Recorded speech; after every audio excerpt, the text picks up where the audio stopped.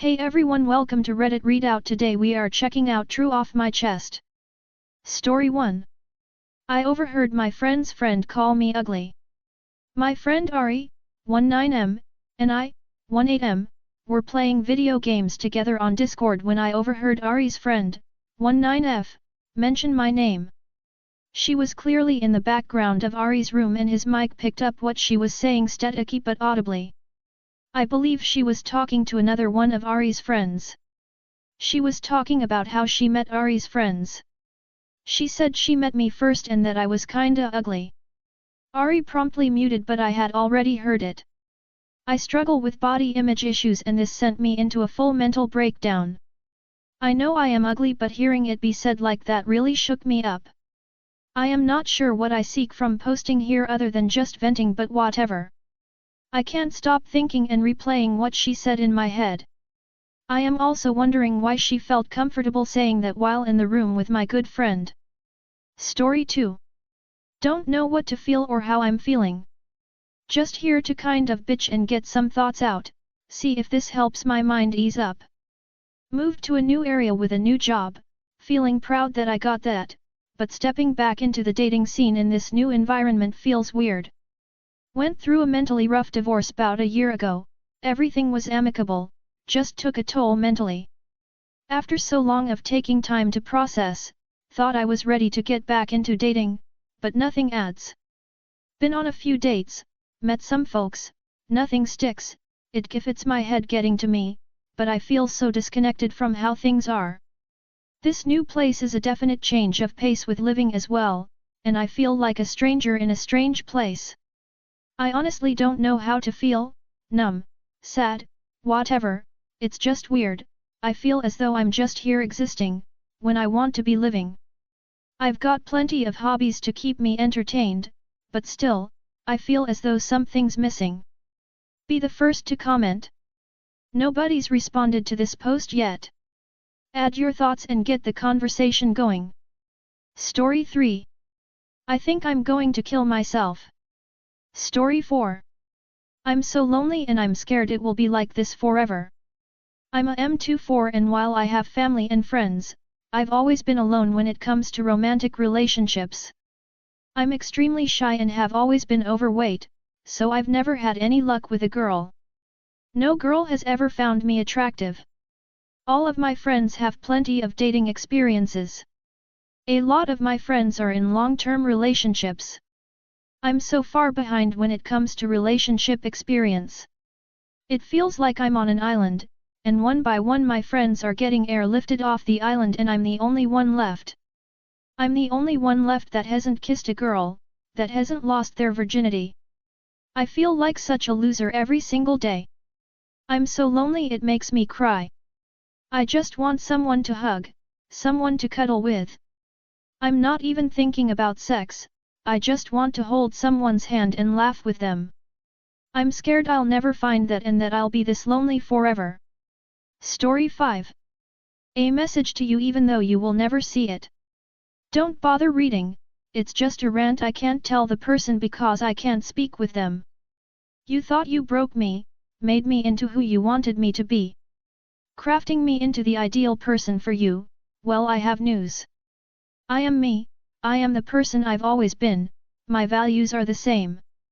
You never get to manipulate me, gaslight me, or emotionally blackmail me ever again. Telling me I am not good enough, that I will never be enough for anyone. All the pain you put me through made me stronger in the long run after I picked up all the pieces you left me in.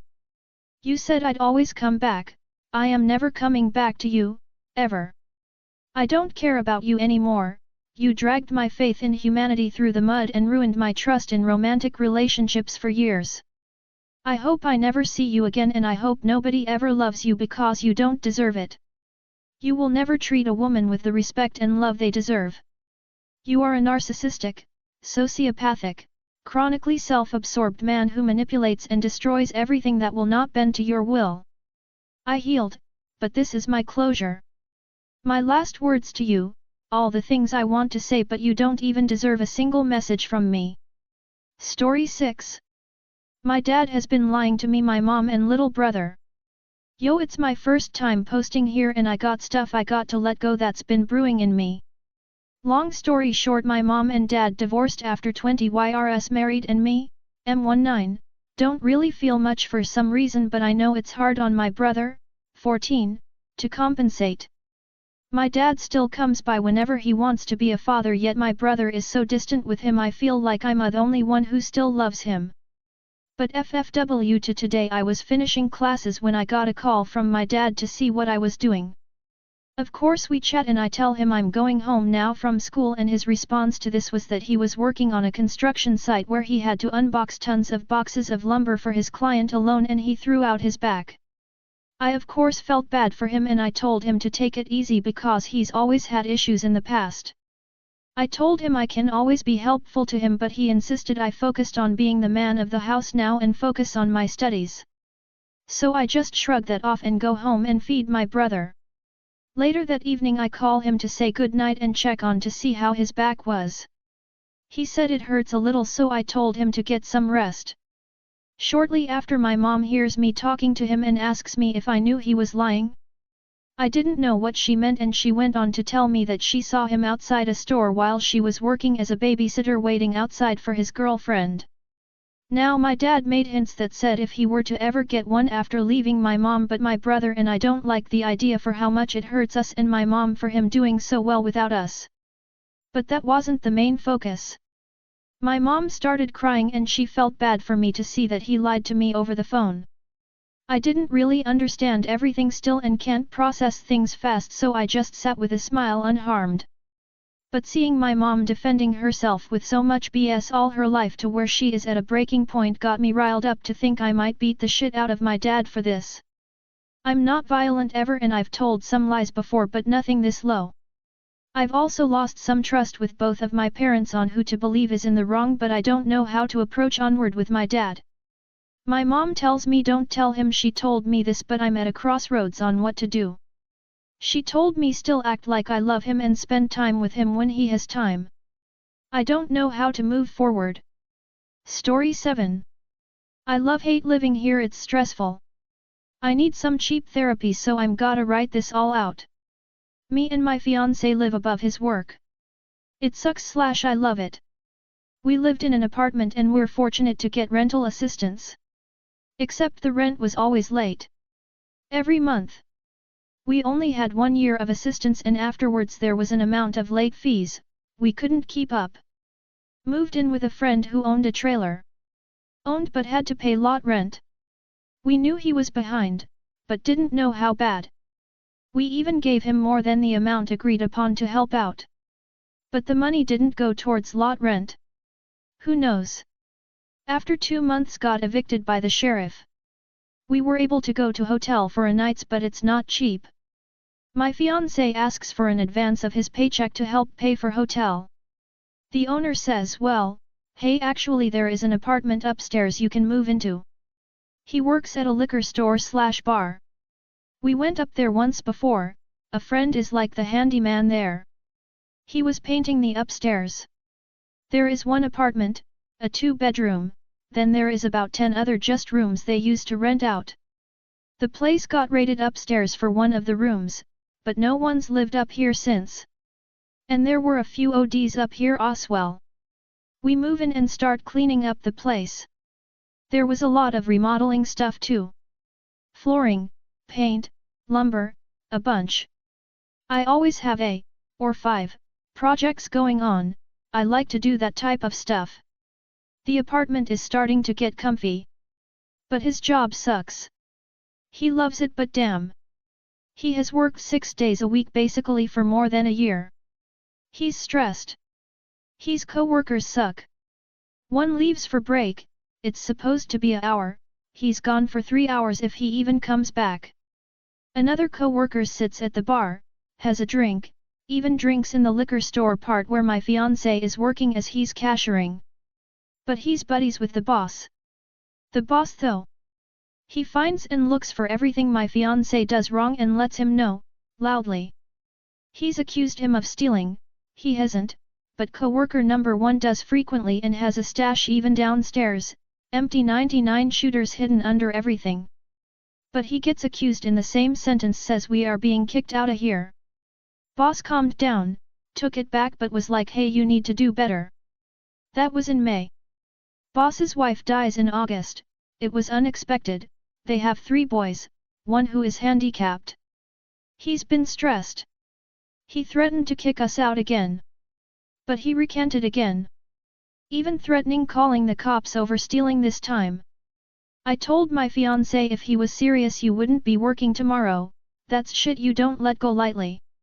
And their newer co-worker thinks he's God's gift. He'll go on a trip out of state, not even request it off. Then comes back to works like he didn't just miss a week. Talks to all the girls like he's about to. W/E. Ugh. A different co-worker can have random seizures and is completely bipolar, dancing then crying in a minute.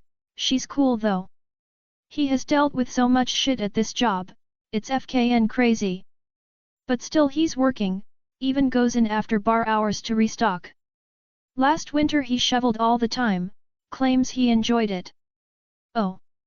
How can I FKN forget he has never had a single raise after a year of working here? Damn. It's stupidly convenient though, for both of us for work though living here. He's downstairs, while I'm like 2 buildings over for work. I do enjoy living here, I've been making it my own. I don't think I can ever rent again due to how much freedom I have here to do anything, or like I'll ever get accepted into another apartment too. But it's really sucks having him complain every day about his coworker or that his boss can fire/evict him/us anytime he has a bad day. So it sucks, but I kinda like it here too. We would be looking for a different place, but the fee for background checks is just a waste for money cause we gonna be denied. We did live our car for a few years. I guess this is better than that. But we do miss all the camping we got to do. Ugh, sorry for the long rant, but thanks for reading. There was a lot of small parts to understand and I'm sure I missed some small stuff and only reviewed what I wrote once. But I'm looking forward to hear any words of encouragement/advice/. Story 8. I hate my life and I wish I didn't. I'm super depressed and I'm seeing a counselor to start. I've had a rough life and struggle with ADHD, anxiety, depression, and PTSD from childhood abuse, job stress, ER and psych, and domestic abuse/abandonment. I've been working on myself for years and I'm medicated. I created a life for myself and my 2 young children who I was a single mom of at just 21 due to a poor choice in both the husband I chose and thinking if I was so mature. My ex-husband is completely absent in their lives and is in and out of prison. I remarried to a great man and we had 3 more kids because admittedly I usually love children and my personality is some kind of weird mixture of kindergarten teacher meets punk/goth. We worked really hard and bought a house and 2 cars. But when I was pregnant with my 5th child, the reality of how hard my life is/was hit hard. My children are all neurodivergent. My oldest is OCD, depressed, anxious, has abandonment issues from her bio dad. 2nd child ADHD and anxiety. 3rd autistic, ADHD, dyspraxic, fine motor delay. 4th is only 4 but I'm positive she has ADHD too. 5th had a gross motor delay and autism symptoms. And before you say why didn't you stop sooner, I didn't know about most of the issues until after my 5th was born. After I had her I decided to stay home so I could keep up on appointments and give them a stable parent at home, but I crave perfection not from them but for them. I want to give them all the love and support they need, but I get so tapped out and my husband is constantly working to provide. I've lost support in family that I once had due to age and disability. I'm stuck, I'm out of energy, and I feel like I have nowhere to turn to for support. My husband is always supportive if I talk to him, but I don't want to drag him down or make him view me as another burden. I created this life from my trauma that I thought I would love and I hate it. It's hard and deep down I'm not sure I'm any more than I ever was, which was basically a punk fuck up through school years. I still have days where I'm not emotionally available and it hurts my kids, but I'm not sure how to cope. Deep down I want to escape. Every therapy feels like more effort when I'm so tapped out already. They deserve so much and some days I can be all that, but some days I can't and it hurts. That's all for today. Please don't forget to like and subscribe.